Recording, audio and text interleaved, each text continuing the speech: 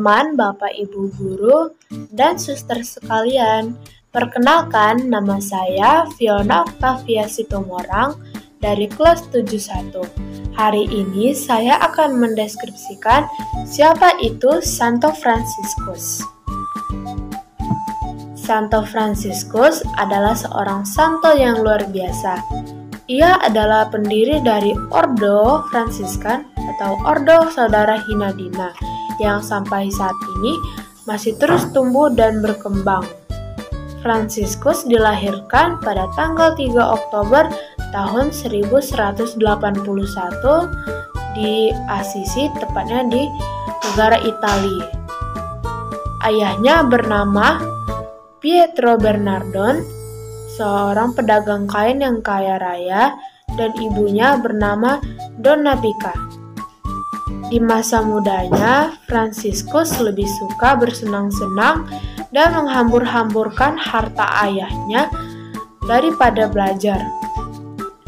Ketika usianya 20 tahun, ia ikut maju berperang melawan Perugia. Ia tertangkap dan disekap selama 1 tahun hingga jatuh sakit. Pada masa itulah Fransiskus mendekatkan dirinya kepada Tuhan.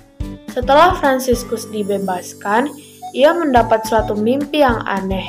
Di dalam mimpinya, ia mendengar suara yang berkata, "Layanilah majikan, bukannya pelayan." Setelah itu, Fransiskus memutuskan untuk hidup miskin. Ia pergi ke Roma dan menukarkan bajunya yang mahal kepada seorang pengemis. Setelah itu, seharian ia mengemis. Semua hasilnya ia masukkan ke dalam kotak persembahan untuk orang-orang miskin yang ada di kubur rasul. Pada suatu ketika dia berdoa di gereja Santo Damiano, Fransiskus mendengar suara Tuhan berkata, "Fransiskus, perbaikilah gerejaku yang hampir roboh itu." Jadi Fransiskus pergi dan melaksanakan perintah Tuhan. Ia menjual setumpuk kain ayahnya yang mahal untuk membeli bahan-bahan guna membangun gereja yang telah tua itu. Senor Pietro Bernardon marah sekali. Fransiskus dikurungi di dalam kamar Fransiskus.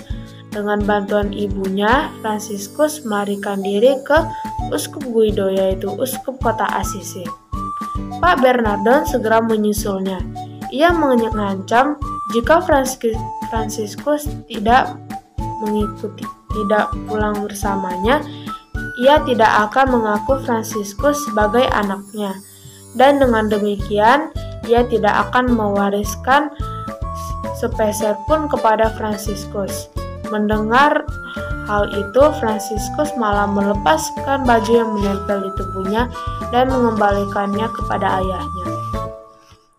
Sejak saat itulah ia mulai mengunjungi rumah sakit, melayani orang sakit, berkhotbah di jalan-jalan, dan memandang semua orang, baik laki-laki maupun perempuan, sebagai saudara kandung.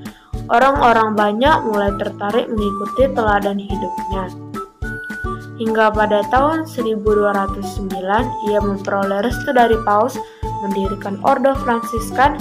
Ia mendasarkan hidup pada kesederhanaan dan kemiskinan. Seperti kata Yesus,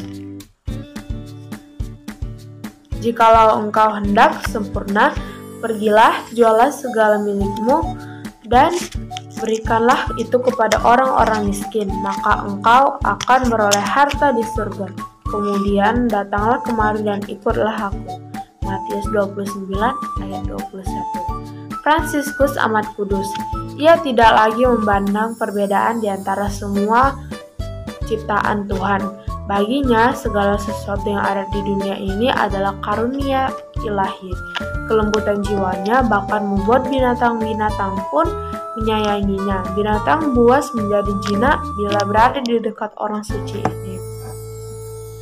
Sekian penjelasan tentang Santo Fransiskus Assisi. Semoga bermanfaat. Terima kasih.